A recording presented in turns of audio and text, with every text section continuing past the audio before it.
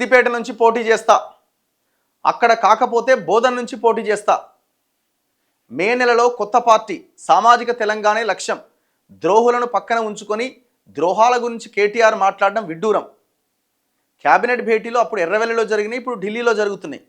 ఎవరో జర్నలిస్ట్ అడిగిర్రు, తెలంగాణ ఆత్మగౌరవాన్ని తాకట్టు పెట్టిండట కాంగ్రెస్ మంత్రులు, క్యాబినెట్ అంతా ఢిల్లీకి పోయింది అని అంటే కరెక్టే హరీష్ రావు చెప్పింది. కానీ గతంలో జరిగింది ఏంది? గతంలో కేసీఆర్ ఫామ్ హౌస్కి పోయేవాళ్ళు ఇప్పుడు ఢిల్లీకి పోతున్నారు వీళ్ళు. సో అక్కడ గదే ఆత్మగౌరవాన్ని తాకట్టు పెట్టి ఇక్కడ కూడా గదే జరిగింది, దీంట్లో కొత్త ఉంది అని అంటున్నది. దాంతోపాటు అన్నను కూడా గట్టిగానే వేసుకున్నది. ద్రోహులందరినీ పక్కన పెట్టుకొని ద్రోహాల గురించి మాట్లాడుతున్నాడు కేటీఆర్, దీనికి సమాధానం చెప్పు ఫస్ట్ అంటున్నది. బీఆర్ఎస్ బాటలోనే కాంగ్రెస్, తెలంగాణలో బీజేపీ కనుమరుగయ్యే పరిస్థితి. జాగృతి అధ్యక్షురాలు కవిత, ఏ పార్టీ తనను ఓడించిందో కవిత గుర్తుంచుకోవాలి. రామచంద్రరావు. అయితే ఆమె ఏమంటుందంటే సిద్దిపేట నుంచి పోటీ చేస్తా అంటుంది. సిద్దిపేట కానీ లేకపోతే బోధన్ కానీ, అంటే సిద్దిపేటలో హరీష్ రావు మీద ఆమె పోటీ చేయడానికి రెడీ అవుతుంది. ఏ పార్టీ నుంచి ఆమె యొక్క కొత్త పార్టీ పెట్టబోతున్నది. నిన్ననే మనం బ్రేక్ చేసినాం. ఈ వార్త ఏమైనా వచ్చిందా? ఎవరన్నా రాసిరా ఈ వార్తని? మేబీ నేను అనుకోవడం ఇక వీళ్ళు చెప్పిన తర్వాత మేము ఎట్లా రాస్తామని వీళ్ళు ఇగో హట్ అయి ఉంటుందేమో. మెయిన్ స్ట్రీమ్ ఛానల్స్ది పేపర్లది. ఎక్కడన్నా రాసిరా? వీళ్ళు రాస్తే దిశ వాళ్ళు రాయాలి. లేదు, ఎవరు రాయలే.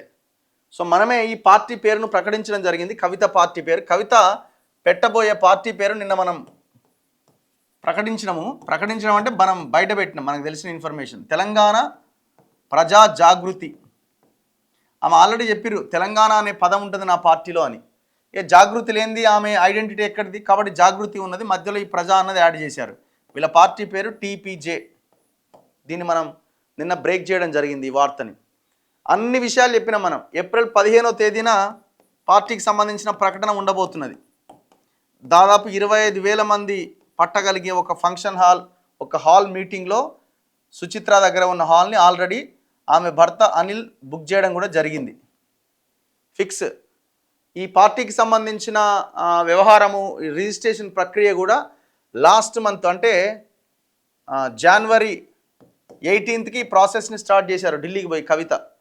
పార్టీ దాదాపుగా ఒక 100 మంది పార్టీకి సంబంధించిన నాయకులతో సంతకాలు తీసుకొని అప్లై చేయడం జరిగింది. మేబీ 1 or 2 డేస్లో 26, 28వ తేదీ కల్లా ఆ పార్టీ రిజిస్ట్రేషన్ ప్రక్రియ కూడా కంప్లీట్ అయిపోతుంది. మరి ఇప్పుడు ఎట్లా చేస్తారో తెలీదు. ఇది ఎట్లుంటుందంటే ఇక్కడ లోకల్గా వీళ్ళు పార్టీ పేరు మీద రావాలి అంటే, పోటీ చేయాలి అని అంటే రాష్ట్రంలో ఫస్ట్ ఇక్కడ అప్లై చేస్తే ఇక్కడ పోటీ చేయొచ్చు లోకల్ బాడీస్లో ఎక్కడైనా. కానీ ఇక్కడ అప్లై చేయకుండా, ఇక్కడ రిజిస్ట్రేషన్ అవ్వకుండా ఢిల్లీకి వెళ్ళి అక్కడ రిజిస్ట్రేషన్ చేసుకున్నారనుకోండి, అక్కడ రిజిస్ట్రేషన్ ప్రాసెస్ కంప్లీట్ అయిన అట్లీస్ట్ ఒక 120 డేస్ తర్వాతనే తెలంగాణలో అంటే ఆ రాష్ట్రంలో రిజిస్ట్రేషన్ ప్రక్రియ అయిపోతుంది. మరి ఈ స్టేట్లో అవ్వకుండా లోకల్ బాడీస్లో వాళ్ళ పేరు రావడానికి అవకాశం, ఇండిపెండెంట్గా పోటీ చేయాల్సి వస్తుంది. మరి ఎంపీటీసీ జెడ్పీటీసీ ఎలక్షన్స్లో మరి ఎట్లా పోటీ చేస్తారో చూడాలి. మరి అక్కడ ఎలక్షన్ కమిషన్ ఢిల్లీలో అప్లై చేయకముందే ఇక్కడ తెలంగాణలో ఆల్రెడీ చేసి ఉన్నారన్నది మనకు తెలియదు. మొత్తానికైతే ఏప్రిల్ 15 ముహూర్తం, ప్రకటన డేటు. దీని తర్వాత మళ్ళీ ఎప్పుడో మే ఆర్ సంథింగ్ భారీ బహిరంగ సభ కూడా ఉండే అవకాశం ఉంది అంటున్నారు. ఈ పార్టీకి సంబంధించిన కలర్ ఏంటి అంటే కలర్ ఎల్లో అండ్ రెడ్ కలర్లో పార్టీ ఫ్లాగ్ ఇవన్నీ కూడా ఉండే అవకాశం ఉందట. ఎల్లో అయితే పక్కా ఉంటుంది, రెడ్ ఏమో చూడాలి.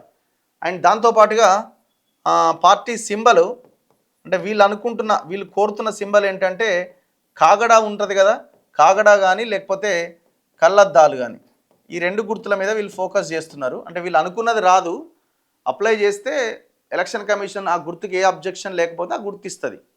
ఒక 2-3 ఆప్షన్స్ పెట్టుకుంటారు వీళ్ళు. సో వీళ్ళు కాగడా కావాలని కోరుకుంటున్నారు. సో ఇట్లా కలరు, సింబలు, పార్టీ పేరు, పార్టీ ఓపెనింగ్ డేటు ప్రతిదీ కూడా మనం బయట పెట్టడం జరిగింది. సో 25,000 మందితో ఆమె ఏప్రిల్ 15వ తేదీన పార్టీ అనౌన్స్మెంట్ కార్యక్రమాన్ని చేపట్టబోతున్నారు. ఆమె పార్టీ పేరు తెలంగాణ ప్రజా జాగృతి.